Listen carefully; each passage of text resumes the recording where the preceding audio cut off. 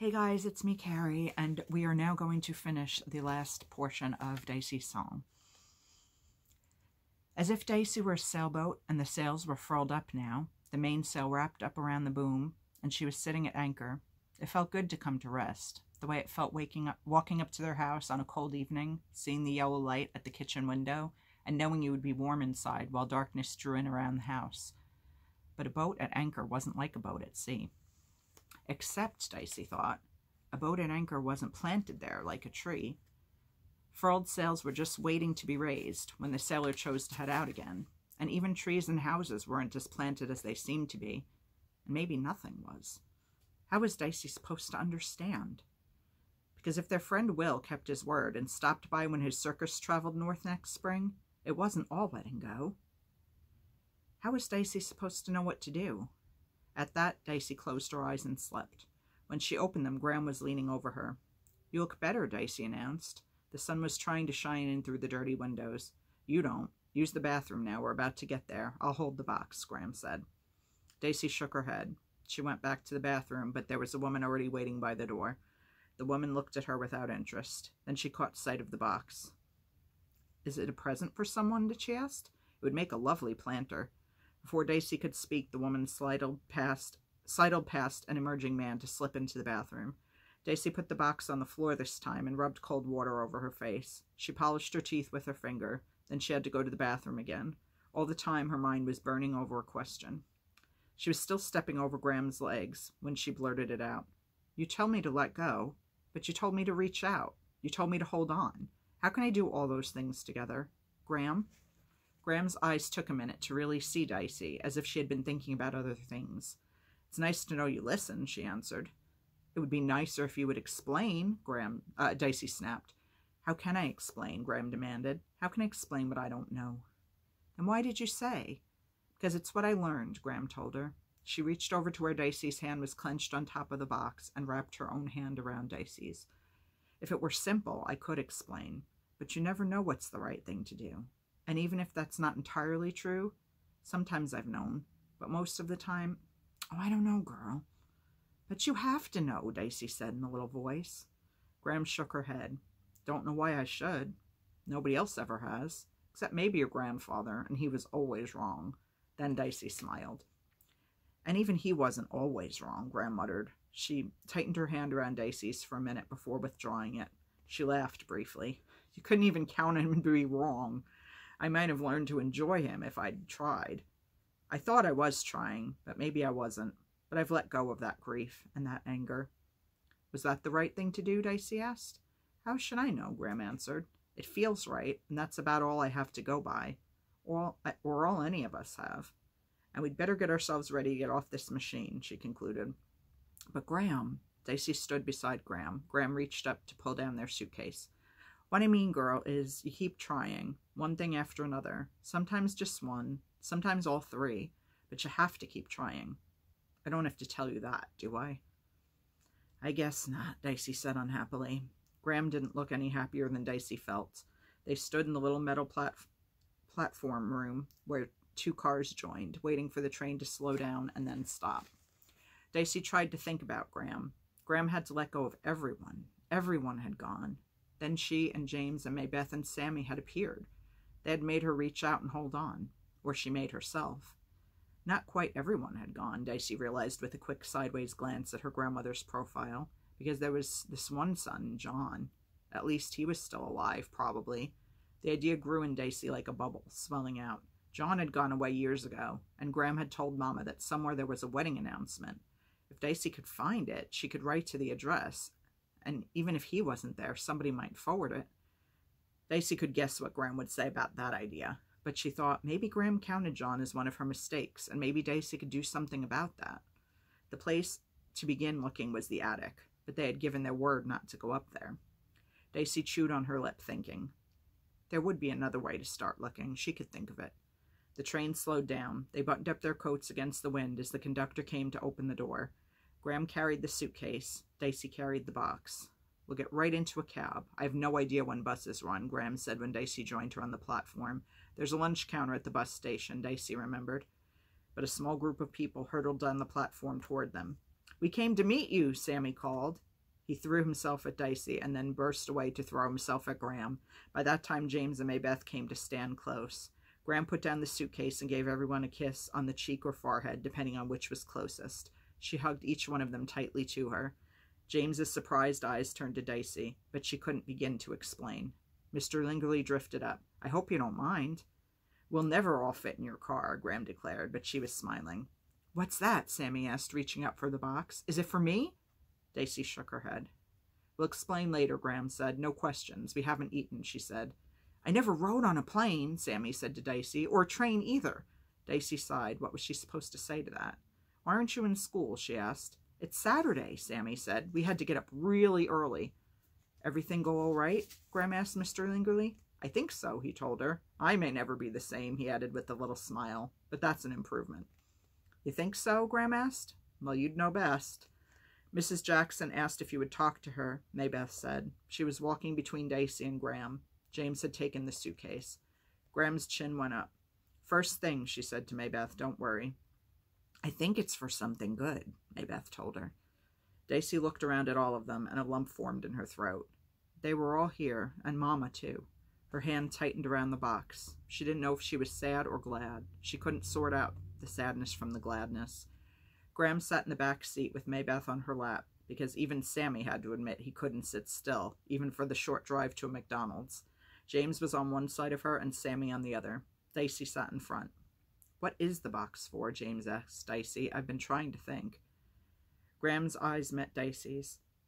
Dicey nodded her head to say she thought it was all right to tell, but she didn't think she could be the one to say it. "For your mama," Graham announced.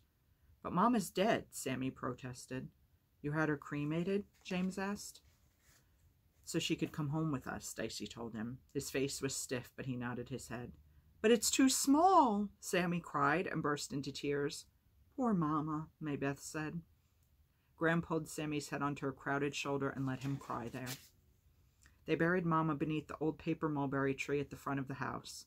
James and Sammy dug down into the earth at a place where two big roots forked apart. Graham, Dicey, and Maybeth stood and watched. The boys took turns lifting shovelfuls of the dark, soft earth. All around the ground was carpeted with yellow leaves. A cold wind blew at their backs from the east. In the west, the sun was setting, behind long streamers of clouds that lay like bars along the lines of its descent. Nobody said anything. Dicey could hear the wind soughing in the distant pines and creaking through the paper mulberry. She looked up into its bare branches. Clearly visible now were the thick wires that the leaves hid during the summer. The tree had 4 main trunks growing out of one base, spreading apart as it grew taller. The clumsy wire ran like a fence between those branches, about 15 yards up. If the wire weren't there, Graham had told Dicey, the tree would spread out and split, broken apart by the weight of its own growth. Graham told Dicey that the first day Dicey ever came to the farm. "The tree is like families," Graham said, and Dicey, looking up now at its branches, wondered what, in that case, the wire was. Up beyond the branches and over the roof of the house, the sky was a pale remote blue, across which long clouds drifted. But on the ground, the sunlight still painted the bare trees and the grass with light. When she looked across to the west, she could see the splash of the sun's colors, pink and red, and the brightness that burned behind the long clouds and made them glow around the edges. Dicey knew how the surface of the bay would look under this early winter sunset, like cloth of gold. The last shovelful of dirt plopped onto the ground. James put the spade down. Graham took the wooden box out of Dicey's cold hands and knelt to place it in the hole. Then she stood up. Dicey wondered if they should speak, or sing, or something. She looked at the faces of her family, trying to decide. Maybeth and Sammy stood shoulder to shoulder with identical wide hazel eyes, watching Graham. James, like Dicey, stood away. His eyes met Dicey's, as if he too was wondering if they should speak or sing. But Graham, with her curly hair, wild and her mouth stiff, bent over. She picked up a handful of dirt and dropped it back into the hole. It sounded almost like rain falling. James followed Graham's example, then Sammy, Maybeth, and at last Dicey. It was Maybeth who took up the shovel to refill the hole. Dicey took the shovel from her when the job was about halfway done. Dicey patted the last shovelfuls of dirt with the back of the spade. Then she picked up a few of the faded yellow mulberry leaves. She scattered them on top of the bare place as if they were flowers. She stood there in the cold, shadowy wind, holding on to the shovel. The last light of day flowed around them. "She's really gone now," James said. You might say that, Graham answered slowly. Or, she said, you might say she's come home now. Maybe it's both. I don't know. James took the shovel from Dicey and walked back toward the barn to put it away. I still love her, Sammy said. I should think so, Graham answered him briskly. Maybeth moved over to stand beside Graham. She reached out to take her grandmother's hand. Graham reached out for Sammy, resting her free hand on his shoulder. They went slowly around behind the house, following the path that had led to the back door and inside. Dicey stood alone and unmoving, but inside her head her own voice spoke clearly. Gone and home. Those were all the words to speak over, Mama. All the songs to sing. Home and gone. It didn't seem possible that both of those words could be true, but they were. Dicey shivered in the wind and went inside. She found the kitchen empty, but the sound of music from the piano drew her to the living room. James was poking at the fire with a long piece of kindling, stirring up the flames. Sammy lumbered into the room, staggering under an armload of logs. He and James put a couple onto the fire and piled the rest beside the hearth. The flames leaped up. Dicey went to stand behind Maybeth. The music came out under Maybeth's fingers, strong and orderly, the notes mingling, the melodies winding together. It was that Bach again, Dicey saw. When Maybeth finished, she put her hands in her lap and turned around to Dicey. I wanted to sing something, but I didn't know what. I know, Dicey said. Where's Graham? She went upstairs, Sammy said. She said to wait here. I heard her pulling down the stairs to the attic, he announced. James says it wasn't, but it was. James didn't look around to contradict this. He just shrugged his shoulders. James, Dicey thought, said it wasn't, because he hoped it was. They heard Graham's footsteps coming down the stairs. When she entered the living room, she carried a pile of thick leather albums, a pile so tall she had to peer over the top to see where she was going. She put them down beside her usual chair. Graham had taken off her stockings and her loafers and was wearing a pair of heavy socks on her feet. Her cheeks were streaked with dust. I found these, she said, wiping her hands on her skirt. I thought you might be interested. Pictures! Cried Sammy, jumping up. There's some other stuff up there, toys, and I don't know what all. You ought to take a look someday when it's sunny. It's cold enough up there now to freeze off a mouse's ears. You hear me? Graham demanded, as if they were all in trouble. I hear you, James answered. Dicey smiled.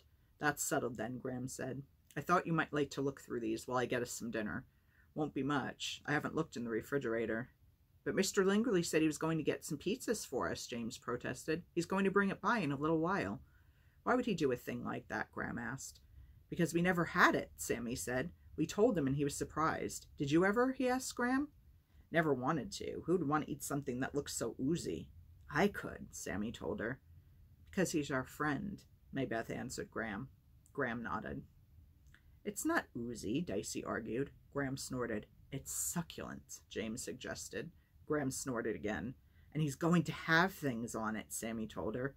Things on it? Graham asked. Things? She repeated, as if the word squirmed in her mouth. Dicey giggled. Pepperoni and sausages, he said. And mushrooms and onions, James told her. He was trying not to smile. Smothered in melted cheese. Succulent, he said again with satisfaction. Oozy, Graham repeated. Oozy with things on it. Tell you what, Dicey offered. I'll make you a couple of scrambled eggs. There must be eggs in the icebox. And a nice piece of toast. Graham's mouth twitched. And there'll be more pizza for me to eat, Sammy cried, clapping his hands. At that, Graham laughed aloud. Then let's look at these pictures. Where shall we start? With the oldest, James suggested. With Mama, Sammy said. You choose, Maybeth said. The big brown one, second from the top, Graham said. Dicey rushed over to get it. He joined his brother and sisters on the floor, and Graham sat beside them. They crowded their heads together to see better. James opened the album. The first photograph showed 3 children dressed up for the picture. The girl was in the center wearing a dress with a sailor top and a pleated skirt. Her yellow hair showed up pale on the black and white picture. She was a happy little girl with round cheeks and a shy smile. On one side of her stood a boy who was wearing a suit. He looked about 10 and big for his age. He had short, light-colored hair, and his hands were held behind his back. His dark, angry eyes looked at the camera. On the other side of the girl was a boy younger than she was, dressed in a sailor suit that had short trousers. This boy was dark and slender, and he looked as if he had trouble standing still for the camera. His eyes had mischief in them. Where's Bullet? Sammy asked. There, Dicey pointed to the little boy. But he's supposed to look like me, Sammy protested, and he looks more like James. There are other kinds of resemblances, Graham said from behind them, like wanting to get his own way and not giving up, ever. The children thought about this, studying the pictures. Dicey considered her Uncle John. She wasn't sure anymore about what she ought to do, if she ought to try to do anything to find him. She wasn't even sure about what she wanted to do. She let her eyes fall from the page and rested them on her hands, as if she was a boat and dropping anchor to let the storm blow itself out. The confusion was like a windy storm.